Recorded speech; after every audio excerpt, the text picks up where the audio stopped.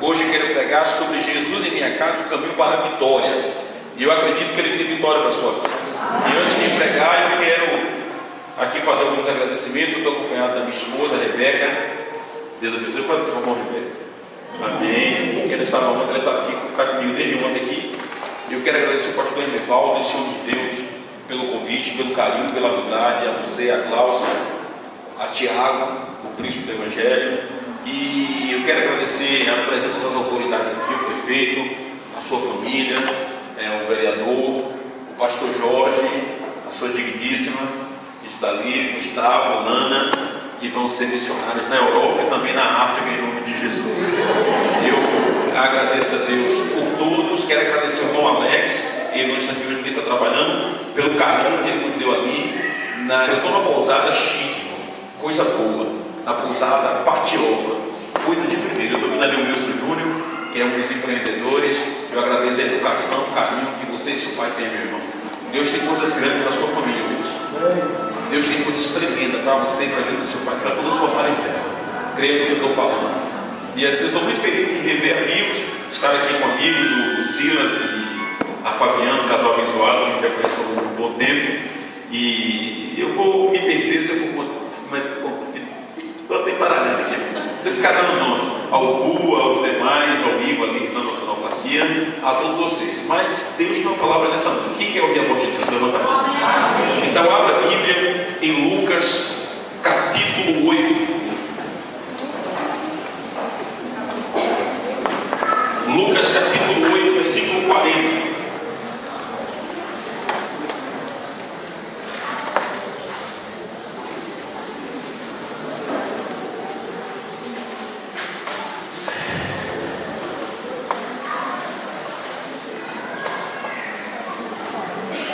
Lucas capítulo 8, versículo 40. Lucas é fácil de achar, está no Novo Testamento, fica entre Gênesis e Apocalipse.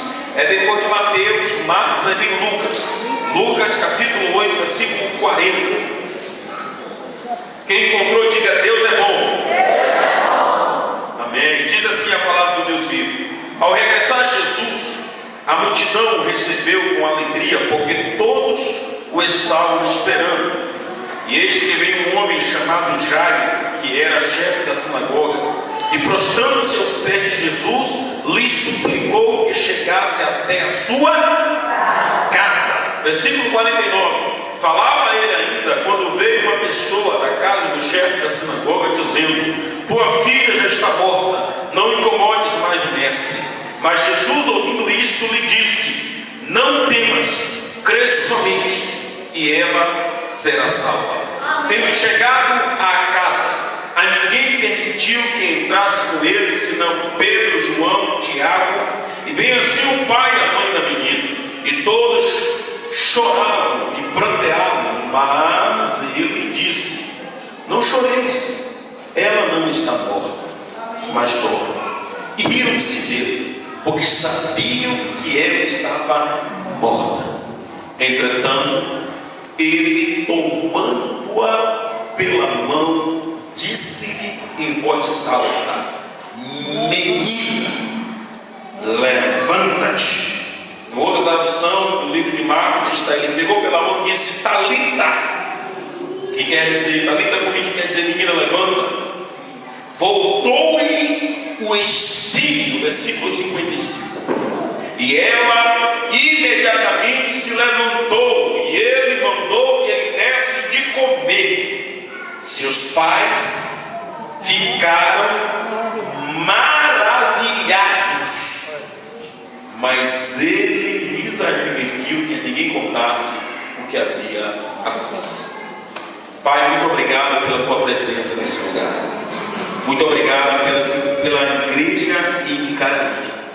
Muito obrigado por essa comunidade. Muito obrigado pela vida do pastor Hermevaldo, sua esposa, seu filho. Obrigado pelos demais que aqui estão. Cada pessoa, eu te louvo nessa noite aqui, Senhor. Deus, eu vou pregar a tua palavra. E eu tenho plena consciência que eu sou apenas um vaso de barro, para que a glória e a excelência sejam tuas. Eu te peço, divino Espírito Santo, permanece nesse lugar. Traz cativo agora as mentes e os corações, e fala a cada pessoa no poder da tua palavra. Repreende todo espírito contrário, e no poder do teu espírito faz coisas maravilhosas aqui nessa noite. Me usa e fala conosco, e eu te darei toda a honra, toda a glória e todo louvor, no nome de Jesus. Amém. Jesus em minha casa, o caminho para a vitória. Senhoras e senhores, meu irmão, minha irmã, meu amigo, meu companheiro, irmãos, o Deus da Bíblia, o Deus de Abraão, o Deus de Isaac, o Deus de Jacó, é o Deus que está no controle de todas as coisas. Deus, Ele é grande, Deus, Ele é fiel, Deus, Ele é justo e verdadeiro. Ele está no governo do mundo espiritual e do mundo físico. Ele está no governo no mundo invisível e no mundo visível. Nada, absolutamente nada, foge do controle de Deus. Ele está no governo e no controle desde o menor grão de areia na terra até a mais gigantesca Via Láctea que há aí para cima. Deus, Ele é soberano, Ele é tremendo, Ele é fiel. E Deus é um Deus de propósito, um Deus de plano. E Ele tem um plano com a sua família, Ele tem um plano com o seu matrimônio, Ele tem um plano com a sua vida, Ele tem um plano com a sua solteirice. Se você está noivo, Ele tem um plano com o seu noivado. Se você é casado, Ele tem um plano com o seu matrimônio. Deus tem um plano com todos nós, é isso que a Bíblia nos revela. E esse Deus de planos e de propósito, foi Ele que idealizou esse projeto lindo, tremendo, poderoso, chamado família. E Ele estabeleceu a família na terra para que por meio da família Ele fosse glorificado. Deus, o Deus das Escrituras, o Deus da Bíblia, o Deus que de fato é Deus, Ele é o Deus família. Antes de todas as coisas existir, Ele já existia em família, a Trindade Santa, o Pai, o Filho e o Espírito Santo. E no poder criador que Ele tem, Ele criou os seres angelicais, mas Ele também resolveu criar os seres humanos, a sua imagem e a sua semelhança, para que Ele pudesse habitar, para que Ele pudesse se tabernacularizar no meio, no coração da humanidade, e que Ele pudesse reinar na família. E a nossa família existe para a glória de Deus. A família implantada no Jardim do Éden, que foi a primeira família, Adão e Eva, falha, abre uma porta, eles pecam e abrem uma porta para entrar todos os males e tudo o que é trevas no coração da humanidade e da raça humana. Mas Deus não desistiu da família, assim como Ele não desiste de você e nem de mim. E Ele levanta um homem chamado Abraão, e Ele lhe dá uma promessa no capítulo 12 de Gênesis, versículo 1, 2 e 3, Ele diz: Abraão, sai da tua terra, da tua parentela, e vai para uma terra que eu te mostrarei. De ti eu farei uma grande nação, e te abençoarei e engrandecerei o teu nome. Sê tu uma bênção. E no versículo 3, no final, Ele diz: em ti serão benditas todas as famílias da terra. Diga comigo após mim: em ti serão benditas. Deus tem um plano com todas as nações, com todos os povos, com todas as línguas, com todas as tribos. Aonde há um ser humano, aí está o olhar de Deus para salvar, restaurar e abençoar, para que o nome dele seja exaltado. Então Deus trabalha com família, porque a família, ela tem a dimensão individual do indivíduo que faz parte da família, e tem a dimensão geracional, gerações. Quando a Bíblia trata de gerações, geralmente trata de nação. Quando a Bíblia trata do ser humano enquanto indivíduo, ele vem a pessoa específica e trata com a pessoa específica. E no Novo Testamento tem algumas palavras que nos ajudam a entender o plano de Deus para a família e como a família, tendo Jesus, pode ser vitoriosa. Por exemplo, a Bíblia diz no Evangelho de Mateus, capítulo 28, versículo 19, assim: ide por todo o mundo e fazei discípulo de todas as nações, batizando em nome do Pai, do Filho e do Espírito Santo. Essa expressão ide, fazer discípulo de todas as nações, no original é étnos, nações étnos. Mas em Marcos capítulo 16, versículo 15, a mesma ordem do ide está escrito assim: ide por todo o mundo e pregai o evangelho a toda criatura. Em Mateus fala nações, étnos. Em Marcos fala criatura, indivíduo. A palavra aí é antropos. Então nós temos a nação, étnos, e nós temos o indivíduo, a pessoa, antropos. Daí a palavra antropologia, que é a ciência que estuda o homem. Entre a nação, étnos, e o ser humano, a pessoa, antropos, tem outras palavras na Bíblia, no Novo Testamento, para chegar ao propósito de Deus para o indivíduo, para a nação e para a família. É a palavra polis, que significa cidade. Daí a palavra polícia, protetores de uma cidade. Daí a palavra político, governante de uma cidade. Daí a palavra política, leis, regras, princípios que regem uma cidade. Daí então vem a polis, que é cidade. Nessa polis tem uma outra palavra, que é a palavra koinonos, que é as dimensões dessa cidade, dessa nação, porque toda nação é composta de estados e cidades, e nessas cidades tem os koinonos, que são as dimensões da cidade. Por exemplo, toda sociedade, toda cidade, toda nação tem pelo menos 7 esferas: a esfera governamental, a esfera familiar, a esfera religiosa, a esfera da economia, a esfera da mídia, a esfera da arte. São 7, geralmente tem 7, que se ramifica por toda cidade, toda nação. Dentro dessas ramificações, na polis da nação, tem o oitos, que é casa, lar, habitação. Preste atenção no que eu vou lhe dizer. Para Deus transformar uma nação, Ele começa transformando a família. Amém. Por isso tem esse oitos, a casa, a residência, a família. E preste atenção no que eu vou lhe dizer. Nós estamos vivendo em uma sociedade materialista, individualista, egoísta, pervertida. Isso tem gerado a orgia, o adultério, a prostituição, o engano, a indiferença, a desigualdade, a banalização da família. A família vive hoje na era pós-moderna com toda a força da medicina e da ciência.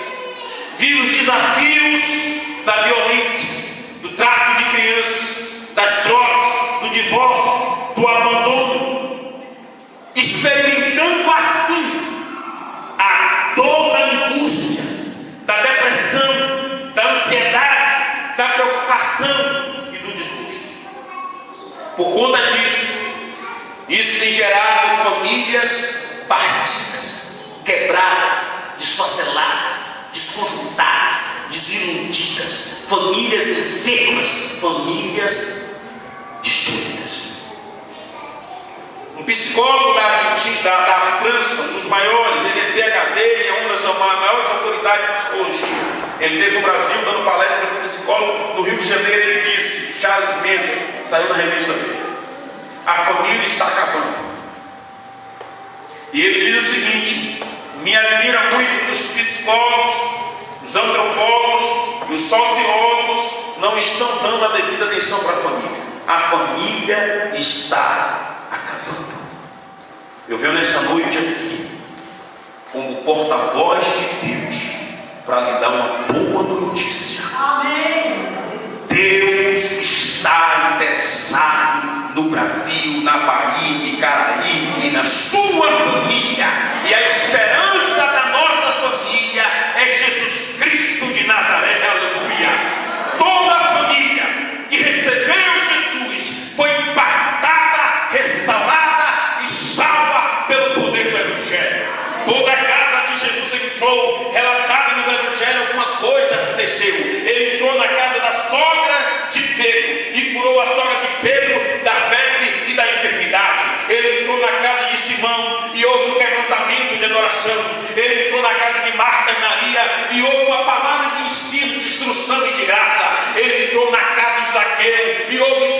salvação e libertação. Um homem que vivia amarrado, preso no pecado, foi liberto pelo poder do Evangelho. Agora, no texto que nós lemos, a Bíblia diz que a família estava em luto, porque uma menina que chamava Talita, de 12 anos de idade, estava morta. Bastou Jesus entrar dentro de casa e a ressurreição entrar em evidência. E a menina foi ressuscitada. E a família foi vitoriosa para a glória de Deus Pai. Deixa eu dizer uma coisa, guarda que eu vou lhe falar antes. Quando a primeira canção dessa noite falou de batalha espiritual, eu quero que você entenda que existe um ser mau, perverso, que a Bíblia chama de diabo, Satã. E ele veio para roubar, matar e destruir. Ele não respeita criança, adolescente, jovem, solteiro, casado, rico, pobre. Ele vem com uma função: matar e destruir. E ele quer destruir o teu lar. Ele é chamado na Bíblia o doutor da morte. Tudo que ele toca, ele enferma, ele mata, ele divide, ele destrói, ele lança no chão. Mas a Bíblia fala de um outro doutor, Jesus Cristo, o doutor da vida. Tudo que ele toca, ele cura, ele levanta, ele restaura, ele ressuscita e ele dá vitória para a glória de Deus Pai. Aleluia! Aleluia!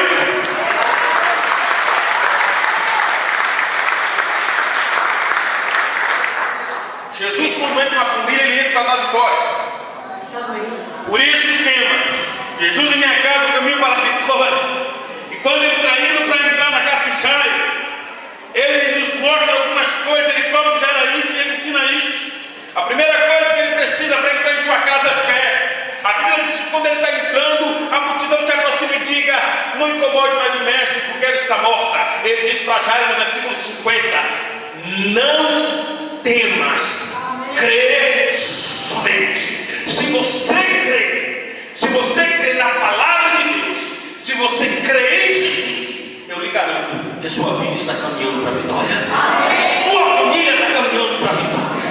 A segunda coisa que ele nos mostra é que ele precisa de sabedoria. A Bíblia diz que ele pega os incrédulos e deixa do lado de fora e chama Pedro, Tiago e João, que eram pessoas de fé. A gente precisa ter sabedoria, a gente precisa ter discernimento quando se trata de família. Você precisa se coligar, se aliançar com pessoas de fé. Você precisa se aliançar com pessoas que tenham uma caminhada com Cristo, para que Cristo também opere na sua vida, tanto quanto ele opera na vida de todos aqueles que andam caminham com ele. A terceira coisa, ele nos ensina a ter amor. A Bíblia diz que uma barca falou assim: ela está morta. E ele disse: ela não está morta, ela está dormindo. E riram-se dele. Ele disse: eu vou ressuscitar. Tem um desenho espanhol que passa a passagem, quando ele diz: ela não está morta. Os homens, diz assim, representado pelo desenho: crê que nós não sabemos nada sobre a morte. No desenho, Jesus olha para os fariseus e diz, para os homens, e diz: vocês sabem sobre a morte, porém eu sou a vida. Amém. Eu vou ressuscitar. E ele entra dentro de casa. Imagina assim, aleluia. A menina de 12 anos deitada. O texto diz que ele toca nela. Diz: menina. No texto correlato, ele diz: está líder, ele chama pelo nome. Levanta. A menina arregalou o olho e levantou. Ele olhou para o pai e para a mãe de cidade, para ela de comer. E ela dando alimento para a menina. E a Bíblia diz que os pais ficaram maravilhados. Eu aprendo aqui uma coisa: quando Jesus entra em uma família, quando Jesus entra em uma casa, quando Jesus entra em uma prole, quando Jesus entra em um casamento, ele entra para dar vitória. Ele dá vitória em 3 dimensões. Primeira esfera é a esfera física.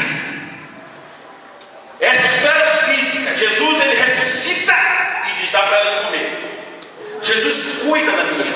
Jesus se importa com a menina. E ele dá alimento. O corpo, nosso corpo, a parte física precisa de alimento. Ele diz: dá para ela comer, apontando que a vitória que ele quer dar para a gente é 3 dimensões.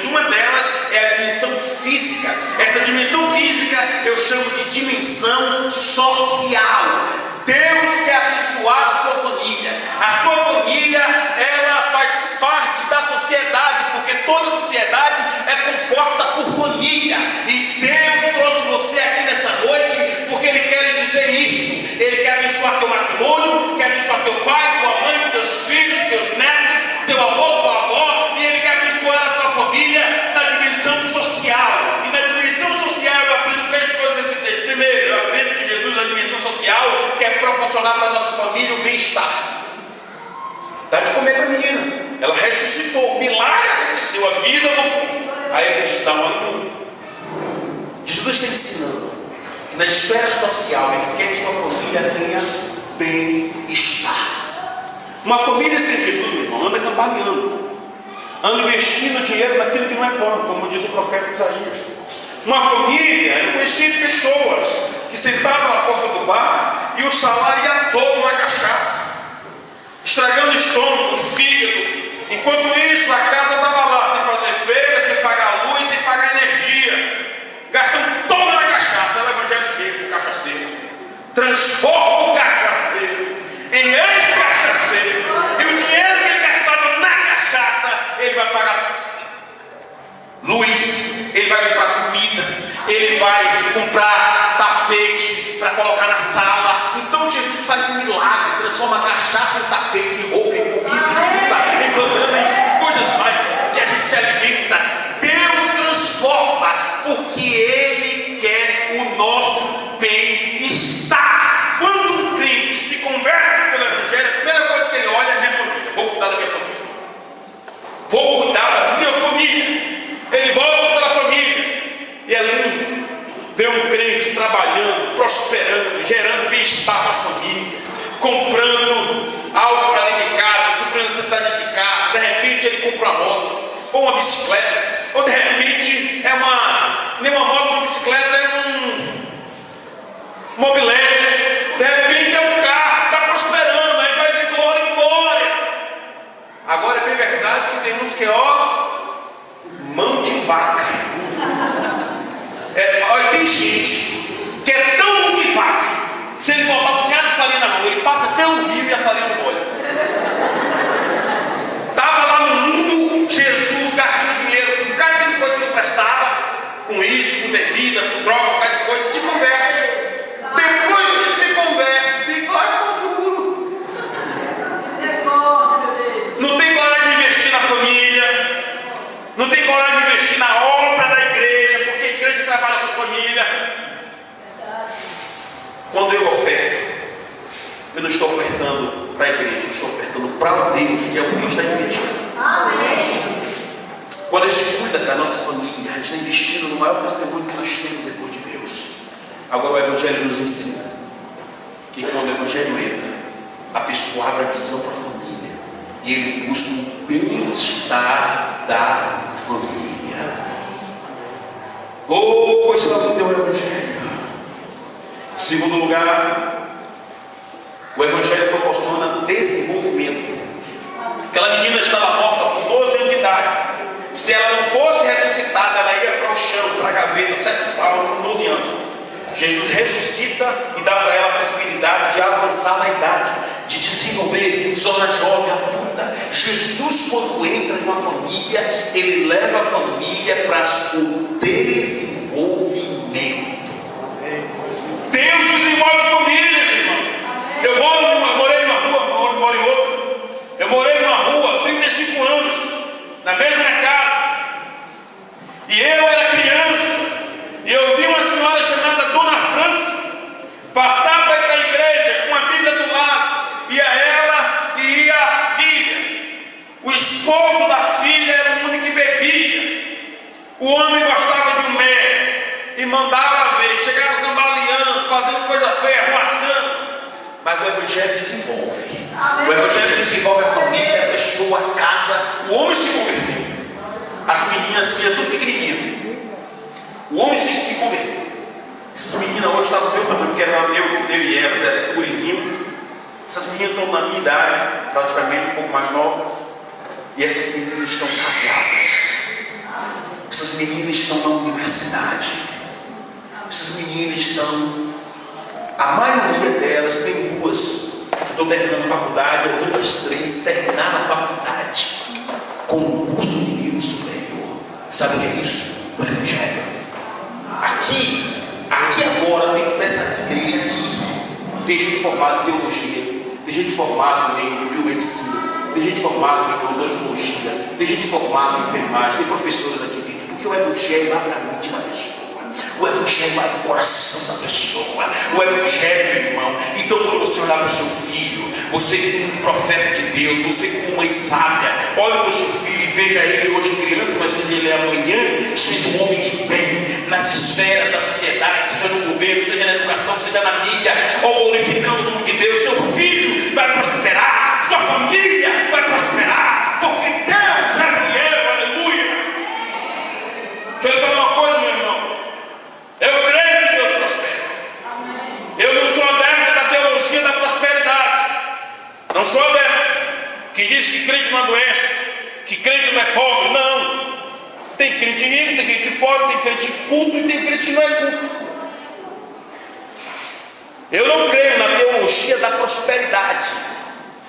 Que crente não fica doente, que crente... Como é que não fica? Que crente não é pobre? Se na África tem crente cheio de Espírito Santo, pobre, só tem 2 dentes, o zagueiro e o atacante. E quando bota a mão nos endemoniados, os demônios caem tudo fora. Mais crente do que eu e do que tu. Como é que não tem crente pobre?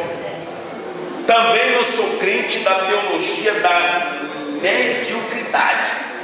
Daquela teologia que prega que Deus não se revela mais, que Deus não fala mais, que Deus não cura mais. Também não sou adepto assim.